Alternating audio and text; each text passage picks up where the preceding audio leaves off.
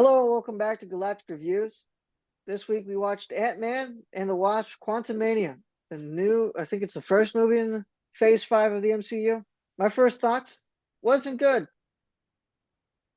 The story was bad. The main character, actually, I could actually say this for both main characters, both Ant-Man and the Wasp, the guys that have their name as the title, are barely in the movie. It's mainly just about Scott Lang's daughter and the older Wasp, Jane Van Dyne, I believe is her name. Jane Van Dyne, because Hope is the daughter. Yeah. Yeah, whole bunch of problems I have with this movie. Kind of getting that later to some degree when we kind of get into more of a discussion sort of field. But as far as like my thoughts on it, thought a whole bunch of things were badly and poorly done. I thought Kang could have been better. This was supposed to be a more evil, superior version than the one we got in Loki. And while you definitely felt it in the presence of what Jonathan Majors was bringing as acting, as far as that, the writing wasn't the greatest. The way that they brought him in wasn't the greatest. I don't like that he kept on taking his mat, like taking the blue thing on and off. I I would have thought if you were gonna do that, you just stay Kang the whole time. There was no point. I didn't think there was any point in doing that other Just than like a battle helmet. yeah, but the thing is like he keeps that on all the time. I would think he'd keep that on all the time. I don't think there's a reason for that to be the case. Budget. That's probably the that's probably the reason, honestly. Um, I would say budget or but then again, like you gotta also think how much of a budget would it be to have it come on and then come off again? Like how much of a CGI budget does that cost against like having it just the same way throughout like a whole like having that showing that change? So because that's also got to be a budget kill too, and they Yep. do that multiple times in the thing. So I don't know. Depending on how that cost, maybe that could be it. The only other thing I could think of was they have contractual obligation to like show the face. However, with Kang, your face literally is the helmet, so I don't really see that argument there. hmm As far as I didn't really care for. I didn't like the way that they seem to change up Cassie's character a lot, along with also changing the actress, which in my opinion that was probably better for the actress that was in Endgame, as this movie wasn't that great. I didn't really like how they changed Cassie's character. Seemed to be more so just to show this rebel with authority character out of nowhere, which didn't seem to line up with what we kind of got previously with her in both Ant-Man 1 and 2. hmm I mean, I don't And think I they get that changed I up get Cassie from her grown-up version. Well, no, but we also didn't get to see a whole bunch of it. And based off what we got to see, she changed a lot. So, and I get that it was 5 years of a time gap, but hmm for her stepfather, which would have been around, I believe, was a cop in the first Ant-Man. hmm So I would think that she'd have some decent respect for authority, especially with her stepfather, that she at least somewhat respected being a cop. So it just didn't add up to some on that front to some extent. They berate Ant Man or Scott Lang or Paul Rudd's character, um, a lot of the movie for him not doing much after he saved the world and taking a somewhat a break, which hmm I would think after saving the world and bringing everybody back is somewhat well deserved. But apparently, it's not enough. You need to do more. So I don't know. I just didn't like that bit. I think where the angle they were trying to go was, yeah, you save the world, but like, what next? Like, we don't live in a utopia.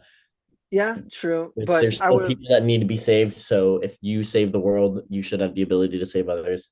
I can see that's the angle they're trying to take. but they didn't do I would if they did do that, they didn't do it well, and they didn't cut Scott Lang any slack through that. So they kind of just berated him for not doing anything, even though he had just gotten done say so they could have done that, and they could have done that with, I guess, more moderation and with better writing. But the writing that they did it and the way they did it, And, as far as like story goes, it wasn't that great. and the sign angle Um, that they're trying to take was kind of like a activism kind of thing. Like and there's I don't, and he is a superhero. His forte is fighting bad guys with other powers. His forte is not navigating sociopolitical issues or protests, yeah, fighting superpowered bad guys. yeah, and they really pushed that, along with Michael Douglas's character Hank Pym talking about Mhm. socialism for a good like 2 minutes on ants, and like I didn't need to know that, didn't want that in the movie, but it was there. So just a whole bunch of stuff like that where it's not necessary, but they put it in the movie regardless. And adding on to the fact that this is also Disney who's doing that, and they've been known to be somewhat uh, leaning in more of a um, political role. I'm not too happy with this. So I can get why a lot of people either slept through it or didn't want to go see it, and I get it. And that's been with most of their movies in Phase Four. This one just put it on the other level. I think this one put it more so on the upfront and didn't care if you saw it. I think Marvel movies are like drugs. The Infinity War saga was like heroin. And after you had heroin, not much else is going to be as good as heroin. So like they just can't match the spectacle of Infinity War. It will never happen. It will just never be as good as that whole saga that they built up over a decade. They I can't do think they it. They keep won't do it. I think they keep on tripping over themselves while trying to do the next Infinity War instead of actually trying to make good So stories I and do think something great with yeah, the so universe this they've movie sort of is set up, you meh. know. Yeah, it's kind of meh. It is the first Phase 5 movie. I think it is better than the last handful of projects they've put out, just quality wise. I went into it expecting really bad CGI, and I was pleasantly surprised with how good the Quantum Realm looked. There were still It moments where looked the CGI was great, but like the Quantum Realm itself and the environment looked really good. Modoc didn't look very good. no, I did not They like just how they kept his handled that mask on the character. whole time. Yeah, Um, I didn't like how they handled that character either. nope. They not only ruined Yellow Jacket from first Ant-Man, but they also ruined how they could have ever done MODOK later on if they wanted to use that character. And so I think they Uh, definitely ruined that character. They also kind of, I don't know, there's a whole bunch of problems with the story. We could honestly spend there's forever this on that. one scene, there's this one scene that was just absolutely garbage CGI. You probably know exactly what scene I'm talking about. I have a few in It mind. was You're gonna have to be a little bit more specific. no, there's one that was the absolute worst. When they were going for the core and he was shrinking down, and there was like some sort of like paradoxical anomaly or whatever. Yeah, with a whole bunch of different Ant-Mans. Probability storm. Yeah, Yeah, that yeah. was so bad. Yeah, I would say a lot of this. I didn't really. A lot of the upfront CGI wasn't that great. I'd say the background sort of CGI was better done. I But don't. like Yeah. Yeah. the upfront like character CGI, I don't think that was that great. Um, and even the Yeah. I background think. stuff wasn't as good as it could have been, and as good as we've seen in previous projects either. Yeah, I think. just a whole As bunch of far as stuff. a story goes, I think the main story had promise. There was elements of the story itself and the details of the story that I thought ruined it. The getting lost in the quantum realm, trying to find your way out, the whole Kang's in there, blah blah blah. That was fine.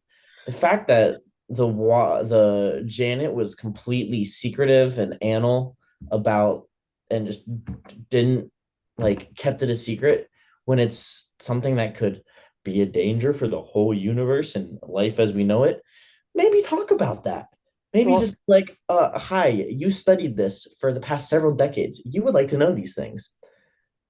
not only that, but at the end of the movie, um, Scott Lang basically does the exact same thing, where he's like, I should probably tell the Avengers about this because Kang is dead. Kang also said that more of him are coming. There's an imminent danger if he dies. He's now dead. Should I tell the Avengers about this? Nah. And that's basically how it ended. Yeah, Like, so you so would think like there's he would say like something. I think the story concept was good, but the details that they expounded upon for the story ruined it. Such as spoiler, at the very end, they should have been stuck in the quantum realm. I They don't really should have. understand. Yeah. I don't understand how Hank and Cassie and Hope were able to not Hope, Hank, Cassie, and Janet were able to just reverse it. When Well, it wasn't technology of their world, they didn't make a portal. That they portal, technically did. They technically did. At the beginning, they technically made a portal. but Cassie made like a radio, and then that portal was made because of Modok and Kang. I thought it was that it was a portal that was just sending in messages through said portal. And it was just like a He described it smaller, like it was a satellite. but then Kang turned it into a portal, though, is what I'm saying. So regardless, Yeah, yeah, they either reverse engineered it to for it to be a portal. So I'm assuming it was always some sort of portal, and it just yeah. so that it was always there, is what I'm saying. So that was like I get what you're saying. They should have stayed there. However, they already like set up crappily, mind you. They already set up that they already can do it at whimsical things. Like it'd be better I didn't if think they all of a did. sudden I get yeah. I don't know. I very well could be I mistaken. thought it was a radio. I thought it was send. It was like echolocation, sending signals and then receiving signals to view the landscape. But they didn't mention anything about being able to go there other than shrinking themselves into oblivion.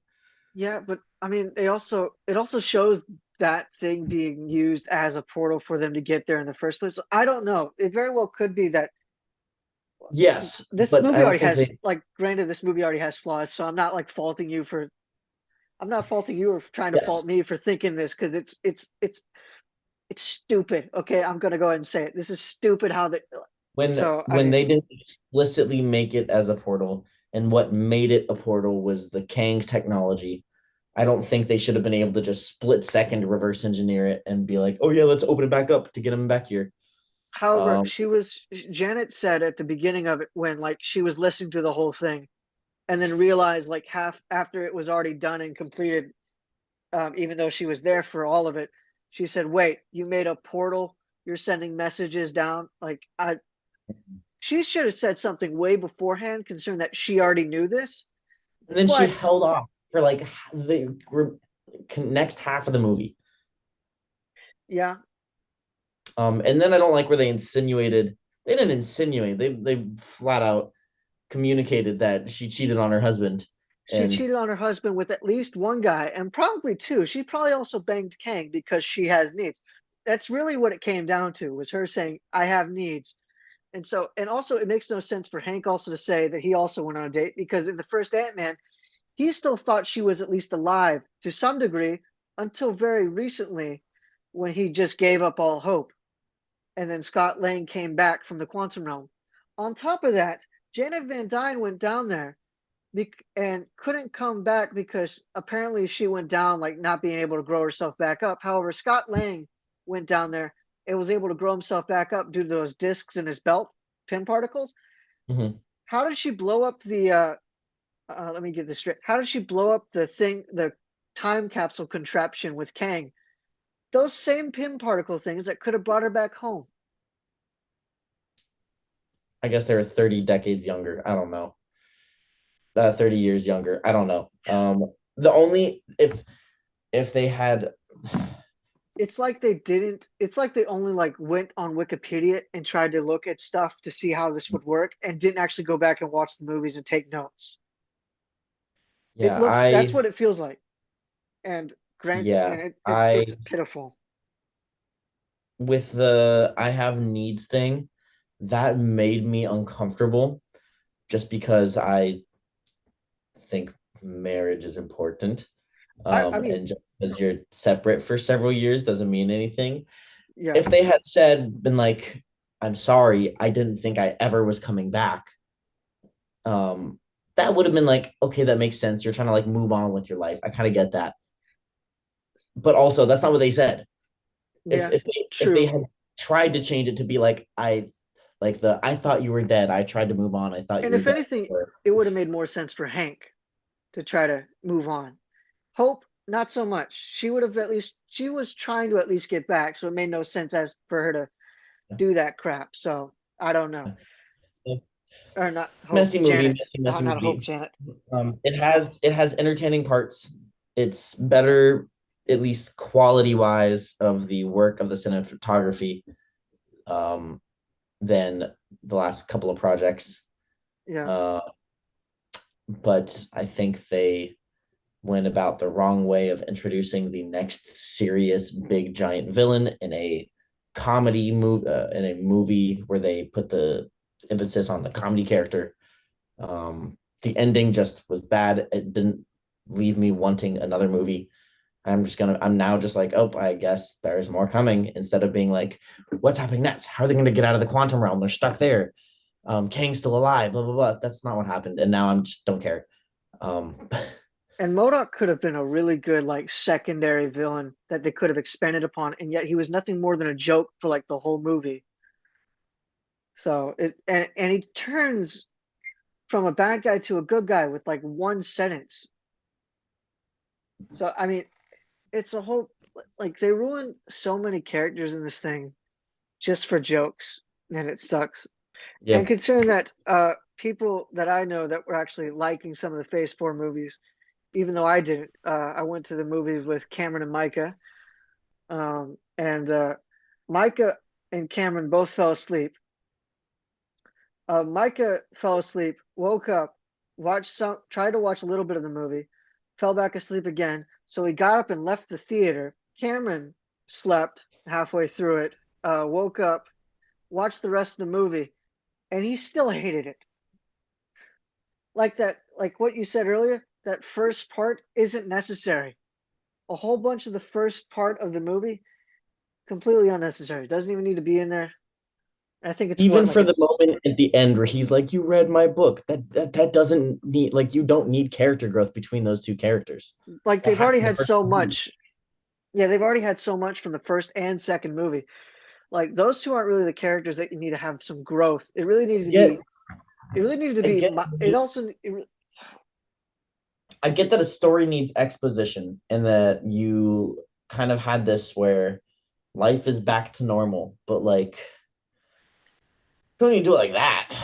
yeah, and that banter should have been, and that would have been good banter to see, like Hank and Scott, because you got like an old driveled Hank that we kind of saw in the previous two films, and you got Scott who's kind of like gone on and saved the world.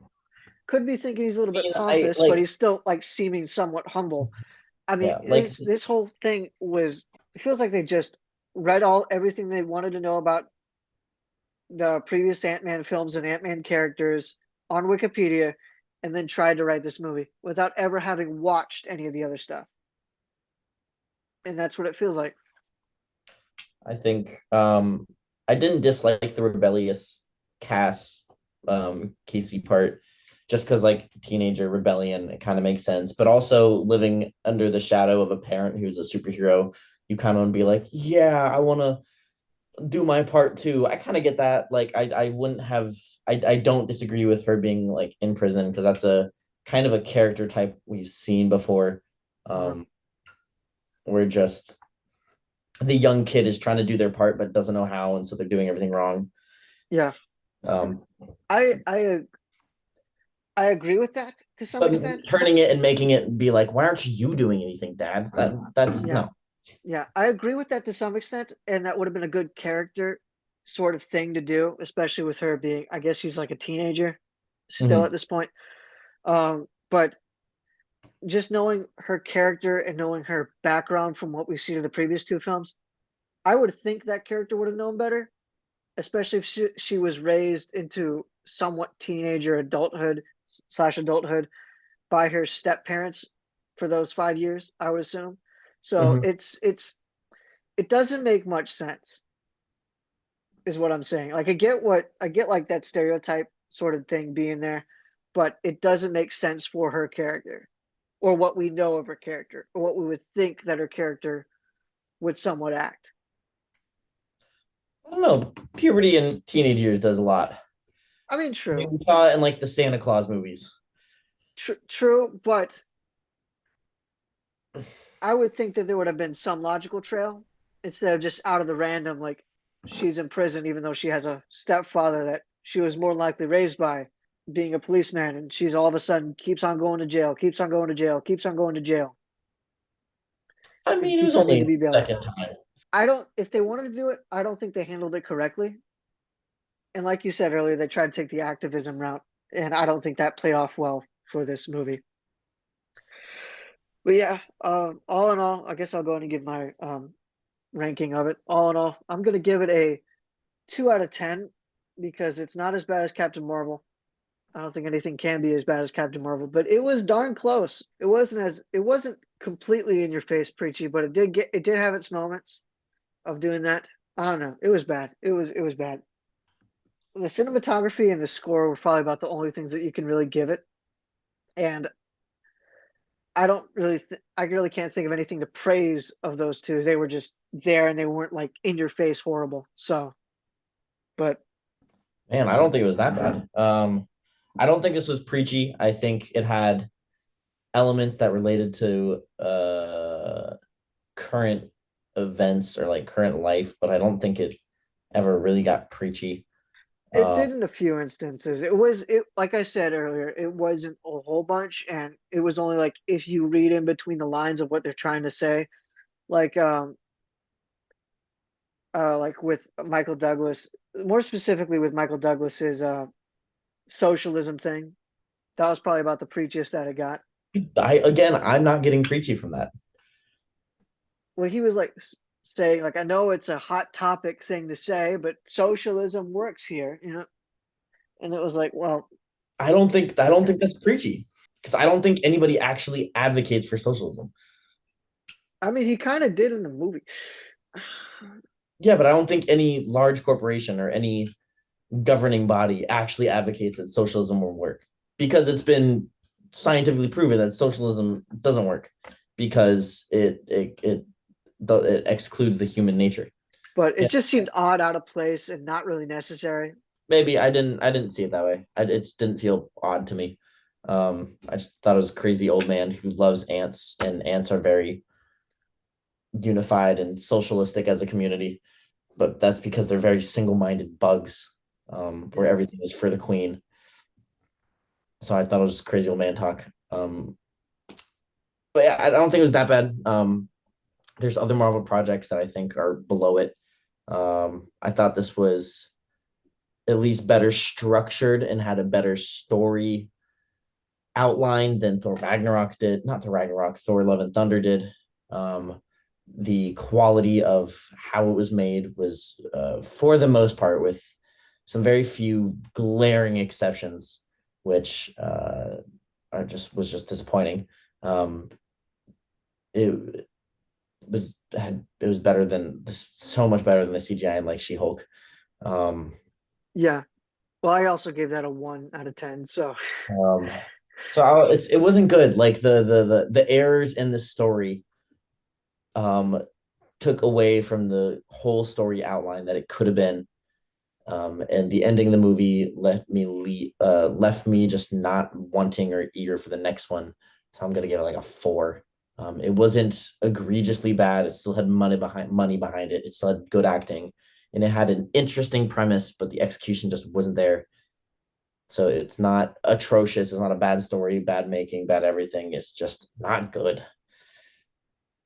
Bill Murray felt like a cameo that they just needed to get people in the seats. Like, Yes. honestly, like he was That like felt he like it was him going, "I want to be in a Marvel movie," and asking, and then being like, "Yeah, we got to roll for you." no, it felt more like them paying him to be in it, and him be like, okay, as long as the check clears, him just getting in, doing his lines, and getting out, not really caring what else he has to do. It felt more like that. But yeah, no, man, props to Bill Murray. The guy did not give a frick. You could tell, like he I was just liked his performance. It like was his good performance is performance. probably the best thing in this movie. So I liked the little blob alien and the alien that could read minds. I think those were two good characters.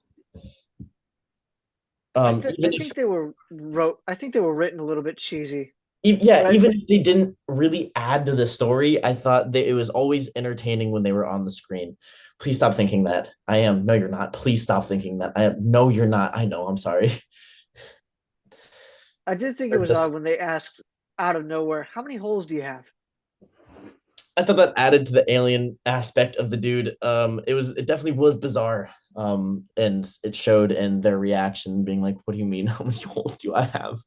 And then I thought that was a brilliant joke setup for later in the movie. This alien's fascination with other holes of other aliens, and then later on being like, "I have a hole." I thought it was a brilliant joke setup, but also didn't add to anything.